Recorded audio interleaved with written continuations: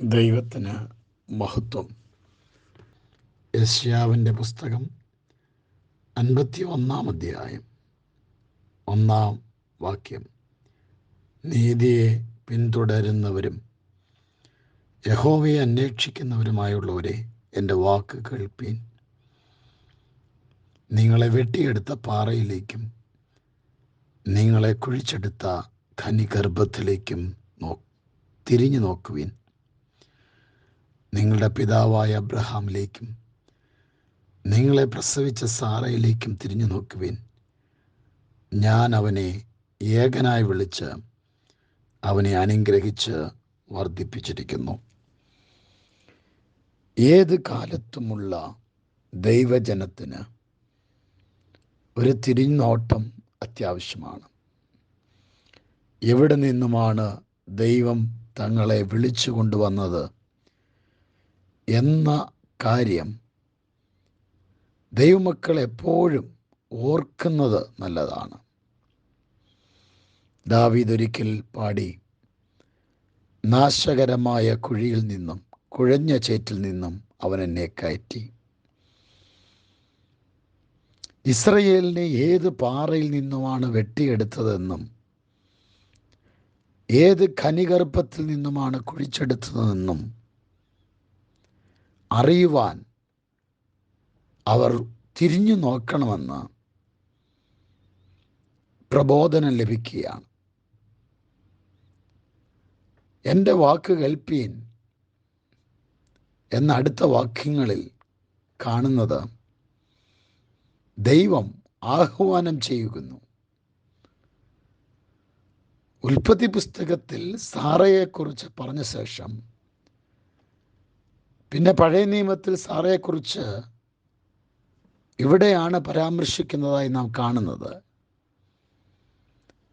Thecal പാറയിൽ നിന്ന് വെള്ളം സമൃദ്ധിയായി ഒഴുക്കിയ ദൈവം വന്ധ്യയായ സാറയിൽ നിന്നും ഇസ്രായേൽ ജാതിയെ പുറപ്പെടുവിച്ചത് മറക്കരുതെന്നും കൽപ്പിക്കുകയാണ്.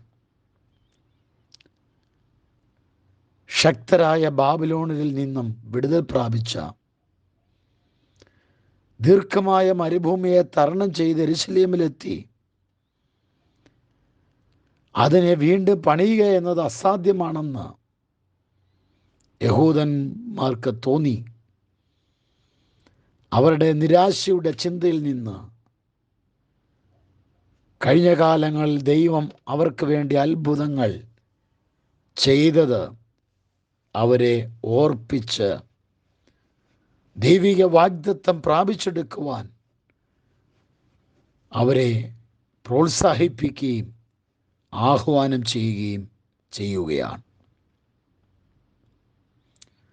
നാളെ വരാനുള്ളതേ ഉള്ളൂ. ഇന്നലകൾ കഴിഞ്ഞുപോയി. ഇന്ന് ദൈവം നമുക്ക് നൽകിയിരിക്കുന്നു. നാളേക്ക് ഉള്ള ജീവിതത്തിന് ഇന്നത്തെ ജീവിതം അർത്ഥസമ്പുഷ്ടമാകണം. ഇന്ന് ഇല്ലായ്മകളെക്കുറിച്ചും പ്രതിസന്ധികളെക്കുറിച്ചും നിരാശപ്പെട്ടിരിക്കുകയല്ല. പ്രത്യുത ഇന്ന് നമുക്ക് ജയിക്കാൻ കഴിയണമെങ്കിൽ ഇന്നലകളിൽ നടത്തിയ വിധങ്ങളെ ഓർക്കണം. നാളെയും ആ ദൈവം നടത്തുവാൻ ശക്തനെന്ന് ഉറക്കുകയത്രേ വേണ്ടത്. ദാവീദിനോട് ശൗൽ ചോദിക്കുന്നു, നിനക്കെങ്ങനെ ഈ ഗോലിയാത്തിനെ ജയിക്കുവാൻ കഴിയും? ദാവീദിൻ്റെ മറുപടി, പണ്ടൊരിക്കൽ സിംഹവും കരടിയും വന്നപ്പോൾ ഞാൻ അതിനെ അടിച്ചു വീഴ്ത്തിയതാണ്. ആ ദൈവത്തിൻ്റെ ശക്തിയാൽ ഇന്ന് നമ്മുടെ മുൻപിലുള്ള വെല്ലുവിളിയായ ഗോലിയാത്തിനെയും ജയിക്കുവാൻ കഴിയും. ഇന്നലകളിൽ ദൈവം അത്ഭുതം ചെയ്തതും ഇന്നലകളിൽ ദൈവം അസാധ്യങ്ങളെ സാധ്യമാക്കിയതും രോഗക്കിടക്കയെ മാറ്റിവിരിച്ചതും ഏലിയാവിൻ്റെ കാക്കയെ ഏലിയാവിന് മാത്രമല്ല നമുക്ക് വേണ്ടി അയച്ചതും ഇന്നലകളിൽ അവൻ നമ്മെ ഉറപ്പിന്മേൽ നിർത്തിയതും ഓർക്കുമ്പോൾ നാളെയും ഇന്നും അവൻ നടത്തുവാൻ ശക്തനാണ്. അതിനാൽ ഒന്നുമില്ലായ്മയിൽ നിന്ന് തൻ്റെ ജനത്തിനു വേണ്ടി അത്ഭുതങ്ങളെ ചെയ്ത ദൈവം, ബലഹീനയായ സാറയിൽ നിന്ന് ഒരു ജാതിയെ ഇസ്രായേലിനെ എഴുന്നേൽപ്പിച്ച ദൈവം, തീക്കൽ പാറയിൽ നിന്ന് വെള്ളം പുറപ്പെടുവിച്ച ദൈവം, നിങ്ങൾ അവിടേക്ക് തിരിഞ്ഞു നോക്ക്, നിങ്ങൾ ഇനിയും അത്ഭുതം കാണും. God bless you. പ്രാർത്ഥിക്കാം.